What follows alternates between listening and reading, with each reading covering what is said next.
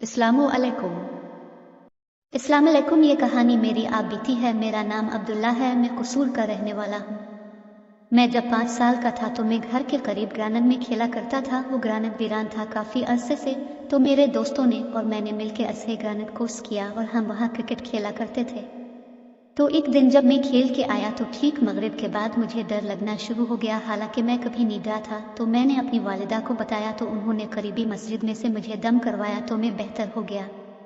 दिन ऐसे ही गुजरते कि मैं वहाँ रोज़ाना खेलने जाता था। फिर कुछ दिनों के बाद मेरे जिस्म में दर्द होना शुरू हो गया। मेरी हड्डियाँ बहुत दर्द करती। फिर मुझे डॉक्टर के पास भी ले गए।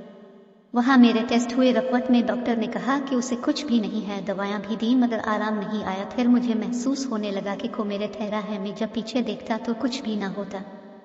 एक दिन मैं सोया हुआ था। रात के तकरीबन 12 का टाइम होगा। गर्मियों के दिन थे। मेरे साथ चारपा पर वालिदा साहिबा लेटी थी और पीछे की तरफ मेरी भाभी माँ लेटी थी। मैंने ऊपर की तरफ देखा तो मुझे मेरी भाभी माँ की शक्ल में एक औरत क्या दी, वो मुझे ही घूर रही थी। मैं इसको देखता रहा। मैंने सोचा कि भाभी माँ तो लेटी थी, फिर ऊपर क्या करने गए। ख्याल आते ही मैं उठ के बैठ गया तो वो औरत अचानक पीछे हो गई। मैंने देखा तो भाभी माँ लेटी हुई थी। मेरे अंदर खौफ की लहर दौड़ गई। फिर सारी रात मैंने डर से गुजारी। सुबह को फिर मैंने वालिदा साहिबा को बताया तो उन्होंने फिर करीबी मस्जिद से दम करवाया। अस्सलाम वालेकुम। आज आप बीती को आगे बढ़ाते हैं। फिर चंद दिन के बाद रात के तकरीबन 8 बजे होंगी। सर्दियों की रात थी और डांसेस बहुत ज़्यादा थी तो मैं काम के लिए घर से बाहर निकल अलिफ अभी चंद कदम ही बमुश्किल चले थे कि पीछे से किसी के चलने की आवाज़ आई। मैंने पीछे देखा तो को भी न था। मैं फिर थोड़ा सा चला तो फिर भारी कदमों की आवाज़। कदमों की आवाज़ ऐसी थी कि को बहुत ही भारी चीज़ ज़मीन पर गिरी हो। मैंने फिर पीछे देखा तो को भी न था। फिर मेरे दिल में खौफ पैदा होने लगा। मैंने आयतल कुर्सी का विर्द शुरू किया तो कदमों की आवाज़ आना बंद हो गई। ईद उल फितर का दिन था तो हम नमाज ईद की तैयारी कर रहे थे तो किसी ने दरवाजे खटखटाया। मैं गया तो एक मलंग बाबा ठहरे थे। मैंने उनको पैसे दी तो उन्होंने कहा मेरा चाय पीने का दिल कर रहा है। मैं पैसे नहीं लेता। इस मलंग बाबा को मैंने कभी नहीं देखा था। खैर मैं चाय लेकर आया। तह से बाबा ने मुझे मेरी बातें बताना शुरू की। वो चाय का घूंट पीता फिर मेरी बात करता। आखिर में जब इस बाबा ने चाय पी ली तो उसने कहा बेटा दुनिया जोर लगाएगी तुझे जलील करने के लिए पर कुछ कर ना सकेगी। मुझे कहा जा प्याला दे आ। मैं प्याला देकर आया तो वहाँ को भी नहीं था। मैंने गिल्ली में भी देखा को नहीं था वहाँ। उसकी बातों की मुझे ऐसे वक्त समझ नहीं लगी, लेकिन कुछ दिन बाद मैंने देखा कि जो भी मेरे खिलाफ बात करता इसका एहसान हो जाता था। एक दिन मेरे बहुत ही करीबी दोस्त ने मेरा दिल दिखाया तो अगले दिन वो बीमार हो गया और काफ़ी दिनों तक बीमार रहा। मेरे जिस्म में दर्द रहता था, मेरी हड्डियां दर्द करती थी। मैंने किसी को न बताया। मेरी हालत काबिल रहम हो गई थी और मैं दिन में हर 3 घंटे बाद खाना खाता था और 3 रोटियां खाने के बाद भी भूख नहीं मिटती थी। मैं बहुत मोटा हो गया था। मुझसे चलना भी मुहाल था क्योंकि हड्डियां कमज़ोर हो गई थी। मैं बहुत रोता था और दुआ करता था कि मेरे प्यारे अल्लाह को सबब बना। मैं क्रिकेट खेलता था। मैंने अपने स्कूल को बहुत से मैच जितवाए थे। मैं फास्ट बॉलर था पर मेरी हालत इतनी ख़राब थी कि बैट तक नहीं घुमा सकता था। और ओवर में जब मैं बाल करवाता तो बिल्कुल नॉर्मल स्पीड से बाल जाती। मैं बहुत परेशान था कि ये क्या बन गया है। हमारा जो पुराना घर था वहाँ पर जिन रहते थे। मुझे अपने घर में कभी भी कुछ महसूस नहीं हुआ, लेकिन जो हमारे घर की छत थी वहाँ मुझे बहुत डर लगता था। मैं छत पर जाने से भी डरता था और मुझे वहाँ पर खौफ भी बहुत आता था। मतलब हमारे घर की छत पर रहते थे जिन फिर हम लोगों ने करे का मकान लिया। वो घर ज़रा वीराने में था। वहाँ पर 2 या 3 घर और थे। हमारे मकान बन रहे थे इसलिए हमें वहाँ पर रहना था और पुराना मकान हमने बनवाना था। एक दिन सुबह के वक्त वॉशरूम जाने के लिए कमरे का दरवाज़ा खोला तो मैं आधा नींद में था और आधा जाग रहा था तो सामने ही कीकर का दरख्त था। मेरी नज़र अचानक से इस दरख्त पर गई। मुझे वहाँ पर 2 साए दिखाई दिए। छोटा साया आगे आगे भाग रहा था और बड़ा साया इसके पीछे पीछे भाग रहा था। इसकी नज़र जिसे ही मुझ पर पड़ी वो छोटा साया भागता हुआ रुका और वापस कीकर के दरख्त के पास आया और आंखों से ओझल हो गया। और बड़ा साया उसके पीछे पीछे भाग रहा था। उसकी नज़र जिसे ही मुझ पर पड़ी वो छोटा साया भागता हुआ रुका और वापस कीकर के दरख्त के पास आया और आंखों से ओझल हो गया। और बड़ा साया भी इसके पीछे था। वो भी दरख्त का पास आया और गायब हो गया।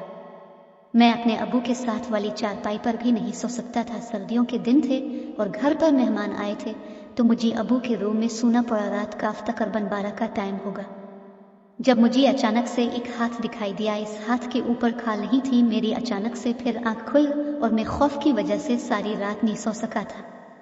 मेरे अबू जान को भी जनो थे पर उनको कभी कुछ नहीं कहा। मुझे वो बहुत तंग करते थे। आप लोगों को एक और बात बताता चलूं कि हमारे घर में एक चारपाई थी सुर्ख रंग की, इस पर कोई भी नहीं सो सकता था। एक दिन मैं सो गया, इस पर आधी रात का टाइम होगा, किसी ने मेरे पाँव को छुआ, मेरी आंख खुली, देखा कुछ भी नहीं था, मैं पर सो गया। फिर मुझे किसी बच्चे के हाथ महसूस हुए, फिर मेरी आंख खुली, देखा कोई भी नहीं था। सारी रात मेरी इसी तरह गुजर गई। जब भी मेरी आंख लगती तो कोई चीज़ मेरे पाँव कफ छूती और मेरी आंख खुल जाती, पर बच्चों के हाथ महसूस होते। मैं कुरान पाक की तिलावत नहीं कर सकता था। मैं जिसे ही कुरान पाक की तिलावत शुरू करता तो मेरे अंदर बेचैनी शुरू हो जाती थी और पेट में दर्द शुरू हो जाता था। कबार सोचा कि खुदकुशी कर लूं, पर मैं खुद पर कंट्रोल किए रखा। मेरे 12 क्लास के पेपर थे बोर्ड के, मेरी हालत बहुत ख़राब थी। मेरा जिस्म दर्द करता और हाथ कांपते थे, चला भी नहीं जाता था। मेरे अंदर इतनी हिम्मत भी नहीं थी कि मैं सेंटर तक चल के जाऊं, बहुत मुश्किल से कदम उठा पाता था। फिर एक दिन अबू किसी आमिल को लेके, उन्होंने मेरे माथे पर हाथ रखा और एक छुरी मंगवाई। छुरी उन्होंने अपने हाथ में पकड़ ली। मैंने सोचा आज मेरी खैर नहीं है। फिर उन्होंने अमल शुरू किया। मैं उनका अमल सुनता रहा, मैं डरा हुआ था। अमल खत्म होने के बाद उन्होंने कहा, बेटा कुछ महसूस हुआ? मैंने कहा हाँ, बस हल्का सा दर्द हुआ। तो उन्होंने कहा कि इस बच्चे को कुछ नहीं है, आपके घर में है, जो भी है खैर वो मत, मैं नहीं कर सका।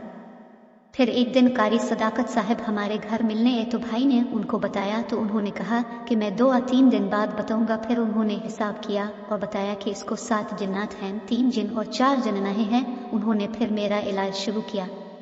मैं पेपर में पड़ा हुआ पानी लेके जाता, जब मेरा हाथ और टांगे कांपना शुरू होते तो मैं पानी पीता तो सुकून आ जाता। इसी तरह मैंने बोर्ड के पेपर दिए। फिर मुझे कुछ अमल भी बता, वो जब मैं करता तो औरतों की आवाज़ें आती, वो मुझे गालियाँ देती। उन्होंने चोरियाँ भी की, मेरी जेब से पैसे गुम हो जाते। एक दफ़ा मैंने कमीज़ उतारी और पानी पीने गया, वापस आया तो जेब से 2000 गैब था। मैंने शोर मचा दिया तो सब घर वाले ढूंढने लगे तो 500 रुपये छोटी भाई को फ्रिज के पीछे से मिले। हमारे घर की चीज़ें गुम हो जाती तो सब मुझे कहते, मैं वजीफ़ा शुरू करता तो सबको कहता पूरे घर में ढूंढो तो वो चीज़ मिल जाती थी, पर किसी और जगह से चीज़ें गुम हो जाती तो मैं वजीफ़े के ज़रिए वापस ले आता। मैंने अपना इलाज करवाया तो आग का बहुत बड़ा अलाव जलाया गया, मुझे इसके करीब बिठाया गया। आग की तपश बहुत ज़्यादा थी, मुझसे बैठा भी नहीं जा रहा था। जैसे जैसे आग की तपश मुझ पर पड़ती सुकून मिलने लगा, पर उन जिन्नात को जला दिया गया। मैंने खुद देखा उनको जलते हुए, वो गालियाँ दे रहे थे और भीख मांग रहे थे। फिर जब वो जल गए तो मुझे इससे लगा मेरे जिस्म से बोझ उतर गया है, पर मेरी जहानत चली गई थी, मुझे कुछ भी याद नहीं रहता था। मैंने पूरा 1 साल तक यूनिवर्सिटी नहीं गया। फिर मैंने दिन रात मेहनत की, जो जिस्मानी कमज़ोरी थी इसको दूर किया, वर्जिश की और वज़ाइफ करता रहा और आज मैं अल्लाह पाक का शुक्र है बिल्कुल ठीक हूँ। जहानत भी वापस आ गई है, पर आज भी जहाँ जगह भारी हो वहाँ मेरे सर में दर्द शुरू हो जाती है। जब मेरा इलाज चल रहा था तो मेरा तावीज़ वाला पानी पीने के लिए अलग कप था।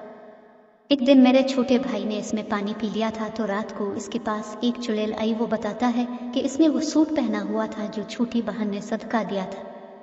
इसके हाथ में आटे की तरह कुछ था जो वो उड़ा रही थी। कहने लगी कि तेरी जुर्रत कैसे हुई, तूने इस कप में पानी पिया? तो इसने कहा मैं तुझसे डरता नहीं हूँ और वो मेरा भाई है। इसके बाद इसने आयतल कुर्सी का वर्द शुरू किया तो चैख मारती हुई भाग गई।